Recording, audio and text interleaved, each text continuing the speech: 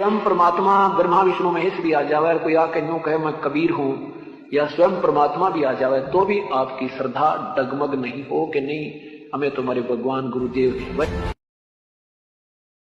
देखते हैं प्रभु का, ऐसा चित्र नहीं है।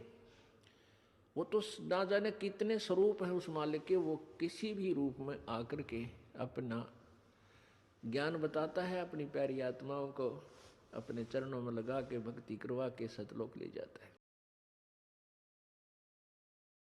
रही बात फोटो रखने की, जैसे आप एक पति भर्ता स्त्री होती है, वो अपने पर्स में केवल अपने पति का ही फोटो रख सकती है, दूसरे का नहीं। बाकी अनादरणीय नहीं है, अन्य भी है, सबको प्रणाम करें। अगर कहीं फोटो लगे हैं तो दूसरी बात हो, फोटो दूसरी बात है, लेकिन जहां पूजा स्थल हो वहां पर आप अपने मालिक के अतिरिक्त अगर किसी का फोटो रखते हो तो आपके हृदय में पति भर्ता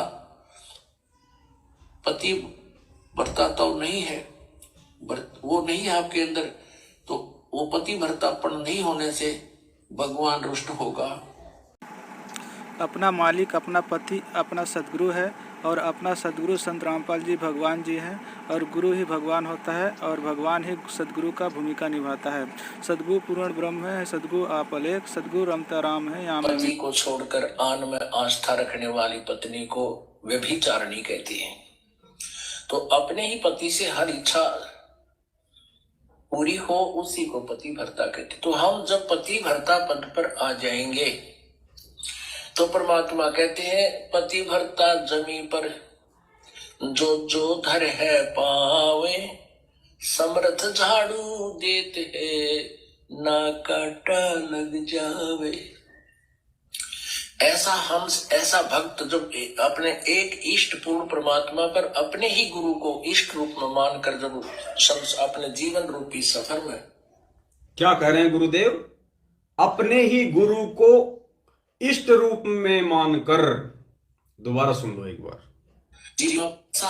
ऐसा भक्त जब अपने एक इष्ट पूर्ण परमात्मा पर अपने ही गुरु को इष्ट रूप में मानकर जब अपने जीवन रूपी सफर में, फिर आप जी कहोगे कि जेल जाने से पहले गुरुजी जब आश्रम में थे तब कबीर जी का प्रगट दिवस क्यों मनाते थे?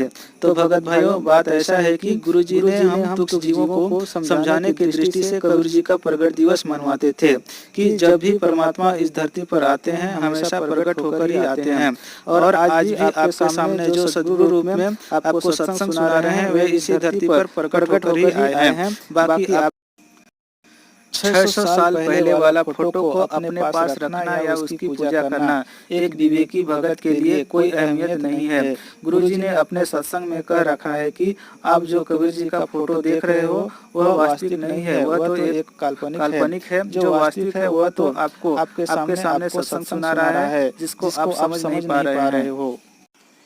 अतः आप जी गुरुजी का बोध दिवस मनाकर उनको अबोध समझने का भूल मत कीजिए। अपने गुरुजी का जन्म दिवस मनाकर उनको मानुष की संज्ञा मत दीजिए।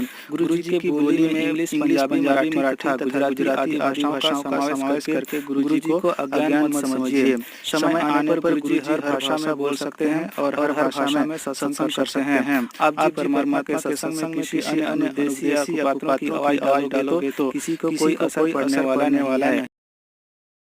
भगत भाइयों, विचार करने की बात है। 17 जून को तो आप कबीर जी का प्रगट दिवस मनाते हो और 8 सितंबर को गुरुजी का जन्म दिवस। आप लोग गुरुजी को मानुष समझ लिए और कबीर जी को परमात्मा, क्योंकि एक मनुष्य की जन्म दिवस मनाई जाती है, जबकि परमात्मा कहते हैं कि गुरु मानुष कर जानते जे नर कहिए अंत, होए दुखी संसार में आगे यम के फंद। कोई भी आप जी को कुछ भी कहे यदि उसका बात परमात्मा के ज्ञान आधार से मेल नहीं खाता है तो उस बात को स्वीकार मत कीजिए। इसलिए परमात्मा ने अपनी वाणी में कहा है कि जब तक ना देखे निज नैना तब तक न माने गुरु के बहना। सत साहेब भगत भाइयों, क्या आप जानते हैं परमात्मा जेल में कब, क्यों और किस कारण से गए तथा जेल जाने से पहले सर्व संगत और मीडिया के सामने राष्ट्रीय समाज सेवा समिति के बारे में क्या कहकर गए? क्या आप जानते हैं राष्ट्रीय समाज सेवा समिति क्या है, इसकी सदस्यता में कौन कौन है तथा इस समिति को बनाने का मेन मकसद क्या है? क्या आप जी जानते हैं कि गुरुजी का संगत दो भागों में या खेमों में बढ़ चुकी है। पहला सतलोक आश्रम मैनेजमेंट के नाम से जाने जाते हैं और दूसरा सत सेवक के नाम से जाने जाते हैं। क्या आप जी जानते हैं सतलोक आश्रम मैनेजमेंट और सत सेवक इन दोनों में क्या अंतर है तथा इनकी मध्यस्थता की दूरी किन बातों को लेकर है। सत साई भगत भाइयों, इस तरह की बातों से पूर्ण परिचित होने तथा अधिक जानकारी प्राप्त करने के लिए आप अपने मोबाइल के YouTube चैनल या फेसबुक पेज पर शंका समाधान विद पवन दास लिखकर सर्च कीजिए और इस तरह की हर शंका का समाधान पाइए। फिर आप जी निर्खिल का निराकरण करके संपूर्ण मर्यादा में रहकर पूर्ण परमात्मा संत रामपाल जी भगवान जी का सच्ची लगन से भक्ति करिए। सत साहेब सदगुरुदेव जी की जय। बंदे छोड़ सदगुरु रामपाल जी भगवान की जय। सत साहेब भगत भाइयों, आप सभी से मुझ जय सिंह दास का विनम्र निवेदन है कि यदि आपको यह वीडियो अच्छा लगे तो मेरे अन्य भगत भाई बहनों को शेयर जरूर करें और साथ संगति में जुड़कर परमात्मा का पांचों यज्ञ का संपूर्ण लाभ लेवें।